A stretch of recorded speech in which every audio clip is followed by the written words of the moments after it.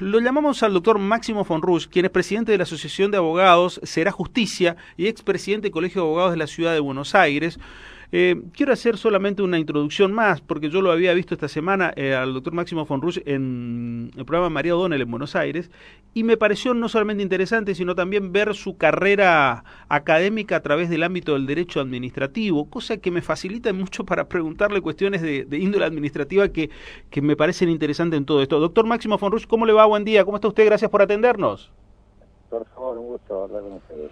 La verdad, doctor, cuando usted vio la detención, cuando vio esta semana, cuando pasó absolutamente todo y tiene que pararse un segundo a decir cuál es el estado hoy de la justicia con tantos años que usted lleva como abogado, también como docente en diversas universidades, ¿cómo dice, cuál es el estado hoy? ¿Qué tiene que ver el ciudadano de a pie? Decir, ¿qué es lo que está pasando con todo esto? ¿Cómo lo mira al Poder Judicial y al Poder Ejecutivo y quienes detentaron el Poder Ejecutivo? ¿Cómo mira todo eso usted? Yo creo que la justicia pareciera que se va despertando, pero se va despertando también amoldada a unas nuevas circunstancias, ¿no? Convengamos que también la ciudadanía demanda más de la justicia, que eso es muy bueno. O sea, esto de que la justicia ahora esté en el tapete es bueno, porque así se pueden encarar las soluciones que necesita la justicia, que no pasa solamente por remover jueces que no merecen ser jueces, sino también por modificar una serie de aspectos que tienen que ver con las normas procesales, ¿no es cierto? Estos procesos penales eternos, más allá de la morosidad de muchos jueces, también tiene que ver con una sistemática procesal que hace que por ahí en el transcurso de un proceso se pueden presentar decenas de nulidades que el único objeto que tienen es ir entorpeciendo el proceso hasta que por ahí, con suerte, lograr que prescriban las causas y que nunca se condene a nadie. Pero creo que esto es muy importante, esto que yo decía, de cómo está la ciudadanía ahora, diría, enganchada con este tema. Y nosotros por eso el año pasado, cuando empezamos a ver, que a principios del año pasado, cómo empezaba toda esta dinámica de expedientes que se volvían a mover, pero percibiendo que la gente, ¿no es cierto?, decía, bueno, pero esto ¿cómo es esto? ¿Qué pasaba antes que no se movía nadie y ahora se mueve? Fue que decidimos encarar ahí en el Colegio de la Justicia y como 30 entidades más, un pedido al Consejo de la Magistratura de la Nación, que es el organismo, ¿no es cierto?, que nombra a los jueces y remueve los jueces en el ámbito de la justicia nacional y federal, una auditoría. ¿Una auditoría de qué? Una auditoría de cómo estaban funcionando los juzgados penales. ¿Y a qué se refiere esa auditoría? No a analizar una sentencia, sino a ver cosas, lo que nosotros denominamos datos duros. O sea, en un expediente judicial, penal concretamente, hay pasos, se hace una denuncia, si bueno, se entiende que tiene andamiento, por ahí hay un requerimiento fiscal, de ahí ya se pone en marcha la mecánica. ¿Y qué pasó? Ahí esa auditoría, que fue bastante trabajoso, quiero también reconocerlo ahí, que muchos consejeros, sobre todo los abogados y los consejeros del oficialismo, la verdad que ayudaron mucho a que se pueda hacer esta auditoría. La gente descreía de los resultados, porque la gente, muchos nos felicitaron, bueno, qué bueno ahora que se dispone la auditoría, pero después no va a pasar nada. Bueno, sí empezó a pasar algo, porque a partir de este año empezamos a recibir información, que todavía falta. Con esa información fue que hicimos el otro martes pasado, no esta anterior, sino la anterior, una presentación ante el Consejo de Magistratura diciendo, bueno, mira, acá hay un par de juzgados que detectamos que tienen muchísimas causas en trámite. ¿Qué pasaba? Había causas que había este requerimiento fiscal que yo decía por ahí en el año 2006, 2007, 2008, 2000, o sea, con 10 años, 5, 6, 4 años, y después de repente decía en trámite. Entonces decían, bueno, ¿cómo en trámite? Hubo un requerimiento fiscal y después no pasó más nada, no se movió más. Bueno, ahí detectamos en el caso del doctor Lijo unos 27 causas, en el caso del doctor Racecas unas 6, y después también le pedimos al Consejo que intime o aplique algún tipo de sanción o apercibimiento a 3 juzgados que directamente no proporcionaron la información que les fue solicitada por los auditores, o sea, que fueron los juzgados de Martínez de Jordi, Casanelo y Ramos. Entonces, ahora, ¿qué pasó después? Tan solo 2-3 días después aparece el tema del procesamiento, no, ni siquiera el procesamiento, el encarcelamiento de Vudú. Que yo en lo particular le digo, yo pienso que Vudú debería haber estado condenado y preso desde hace años, pero lamentablemente se despertaron ahora, y me parece que no, me parece que no ayuda tampoco yo estoy de acuerdo que es bueno el mensaje de ver que el que se sintió omnímodo, ¿no es cierto?, lo meten preso, pero la verdad que el espectáculo ese, yo le digo honestamente, me parece que no fue bueno, porque parece más una especie de protagonismo excesivo del juez, que además podría llegar a pasar, fíjense, que por la forma en que se hizo ese procedimiento, sin que ni siquiera Vudú estuviese procesado, podría pasar que por ahí el día de mañana lo tengan que liberar otro juez, ¿no es cierto? Y entonces el hijo va a quedar como el juez que lo metió preso y otro juez como el juez que lo tuvo que liberar, para la percepción de la gente. Y eso es muy malo, por no hacer las cosas bien. En esto me quedé pensando especialmente de la última parte, porque la semana pasada hablábamos con el doctor Ricardo Monerzán y le decía, doctor Monerzán, ¿cómo yo le explico a mi vecino, cómo usted le explicaría a un alumno, que hay causas que, por ejemplo, vienen en 2005, 2006, como pasó la semana pasada con Julio Devido, una causa del 2008 y que recién en 2017, todavía sin condena, al medio del proceso, lo manden preso? Cuando pierden el poder, recién caen. Eso es lo que usted dice, eso es lo disparatado, ¿no es cierto? El tema, eso es lo que hay que ver. Y lo que hace también es lo que yo creo que para que la justicia empiece a ser creíble, no solo vamos a tener que modificar normas y procedimientos que hagan el procedimiento más ágil, sino también, yo la verdad le digo que nosotros invitaría a muchos de estos jueces que no le hacen bien a la justicia, a que den un paso al costado, porque están además manchando al 95% de los jueces que trabajan muy bien todos los días, y que lamentablemente no son noticias, porque siempre ustedes saben que las noticias son los jueces que funcionan mal, no los que funcionan bien. Pero ¿cuál es su respuesta cuando dicen, antes los jueces estaban presionados? Sí, bueno, yo en esto también hay algo de cierto. Me consta, ¿no es cierto?, que muchos jueces había presiones sutiles y no tan sutiles, y después había otro tema que también no es menor, que había un sistema, como yo le diría, diseñado para la impunidad. ¿Qué quiero decir? Durante el anterior gobierno, el Estado, la administración tiene para poder auditar o estar al tanto de cómo van las cuentas públicas, o sea, los dineros ajenos que se manejan, tiene una serie de órganos de control internos, como es la Sindicatura General de la Nación, que hace un control interno.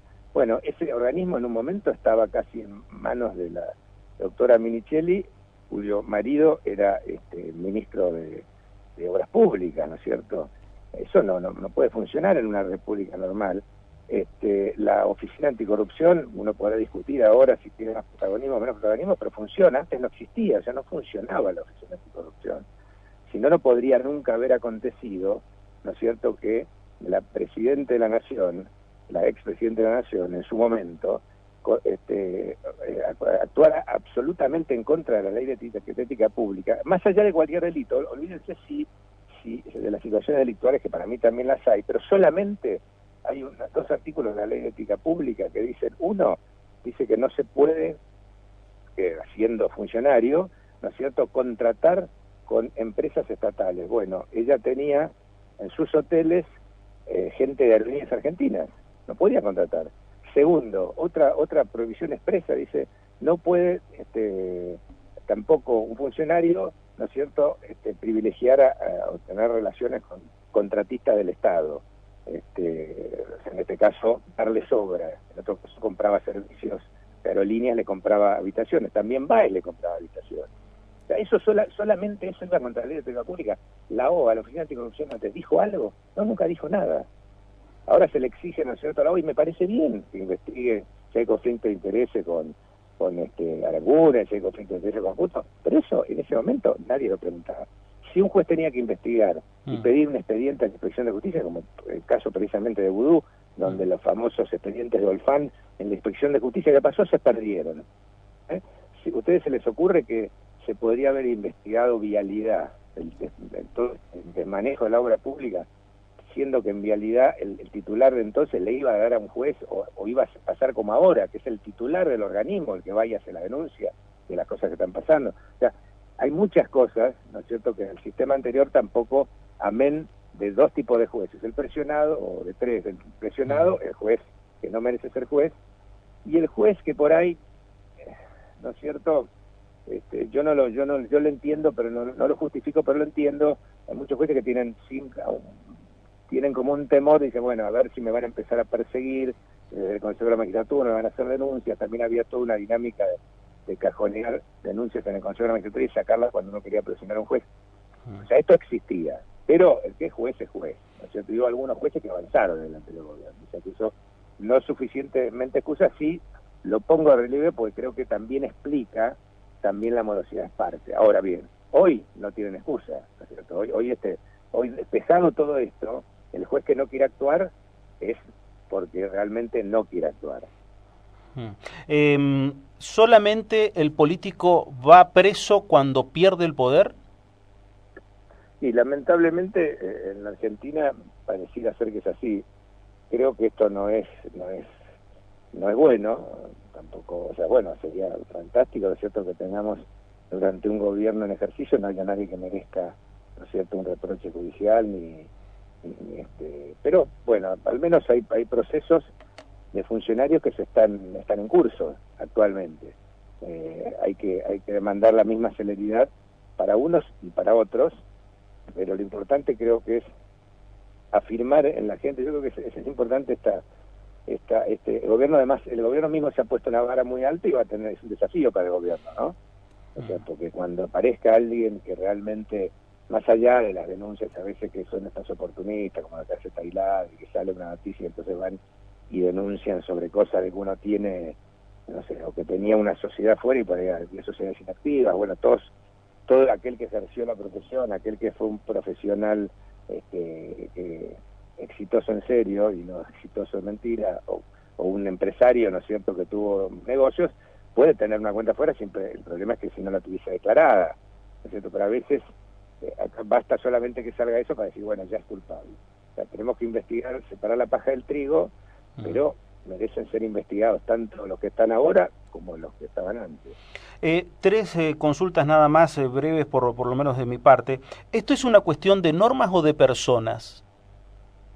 Por eso yo creo que es una combinación, lo que yo decía antes. Creo que ninguna de las cosas se autobasta. O sea, si nosotros mañana cambiamos los 12 jueces o 7 o 6 de Comodoro Pi, va a seguir siendo, va a haber mecanismos todavía, por ejemplo, para ponerlo claro para la gente. Uno dice, bueno, ¿por qué acá no hay un juez Moro, un Lavallato? Bueno, no podría haberlo personalmente porque lamentablemente un juez de los que tiene Bonadío, Ercolini, cualquiera de los que están investigando causas, están investigando por ahí la mega causa esa de, no sé, de Baez o de los hoteles, etc. Y a la vez viene el oficial primero, el secretario, que viene con un chico que lo agarraron con 3 cigarrillos de marihuana. Y tiene 300, 400 expedientes. De allá, Moro, más allá que parece superlativo, él tiene una monocausa y todo un presupuesto y todo. Bueno, eso es nuestro esquema. Hoy eso no sería exactamente posible. Pero por un lado hay que modificar normas, como yo decía, hay que tener menores cantidades de oportunidades de plantear nulidades en el proceso penal, ¿no es cierto?, y tratar de correrlas para el final. Pero después, si yo cambio los jueces sin cambiar las normas, no va a ser efectivo. Y a la inversa también. Si cambiamos las normas, pero no cambiamos algunos jueces, tampoco va a ser posible un cambio. ¿Cuál es su opinión cuando escucha que habitualmente que la Argentina tiene una corrupción sistémica, que es un país corrupto en esencia? ¿Cuál es su opinión? ¿Qué piensa usted? A ver, yo creo que lo que pasa es que hemos también sido muy permisivos y muy bueno, pero si otro lo hace, yo lo puedo hacerme. Creo que básicamente, no es tampoco un fenómeno que es exclusivamente argentino, pero yo creo que acá el acento hay que ponerlo si queremos cambiar, porque obviamente las cosas no se cambian de un momento para el otro, pero si en el mediano y largo queremos tratar de cambiar, para mí el secreto está en la educación. Y yo siempre pongo el siguiente ejemplo. En materia medioambiental, acuérdense, yo tengo 59 años, ¿no? Pero yo cuando era chico a mí nadie me enseñaba que no que tirar un papelito a la calle estaba mal, o me enseñaba una serie de cosas, digo, de las cosas más tontas a otras cosas, ¿no es cierto?, que del cigarrillo, cosas por el estilo. Mis hijos, ¿no es cierto?, desde chicos empezó toda una educación en materia ambiental, que los chicos es impresionante la conciencia que tienen. Bueno, ¿por qué no hacemos lo mismo? No empezamos a hacer lo mismo en materia educativa con pedagogía específica, a enseñarle al chico en el colegio, pero bien, con categoría, con metodología, que el que se cuela en la fila está mal, que el que se copia no es el vivo, ¿eh? Pues empecemos una cosa de educación que hace que mañana los chicos les empiecen a marcar a los padres como pasa en materia ambiental. Yo me acuerdo que yo tirar algo, le decía, no, papá, no se puede tirar el papel, tiene razón. Lo levantaba el papel y lo guardaba. Y decía, tiene razón. ¿No? Me parece que es básicamente un tema, es muy importante aquí la educación, si queremos aprender a que el vivo no es el que se destaca, sino el que estudia, el que se esfuerza, el que trabaja.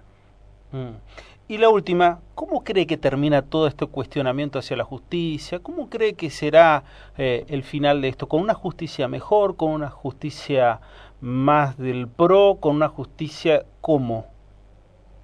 La justicia no tiene que ser del PRO, la justicia tiene que ser justicia independiente, ¿no es cierto? Y yo lo que aspiro, este gobierno tiene una oportunidad histórica de designar, de cubrir un montón de vacantes que hay en la justicia, que durante el gobierno anterior las tenían al ley de vacantes. ¿Saben por qué?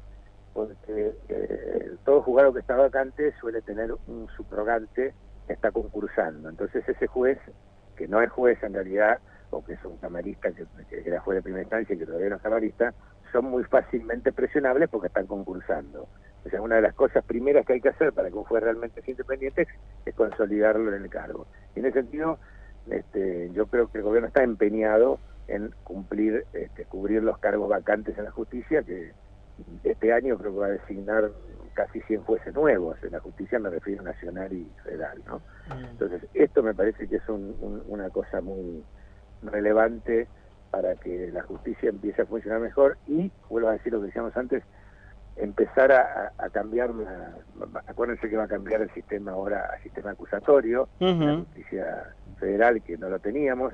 Eso le va a quitar además a los jueces una gran potestad que tenían antes de no impulsar las causas, pues la va a poder impulsar el Ministerio Público y seguir el Ministerio Público.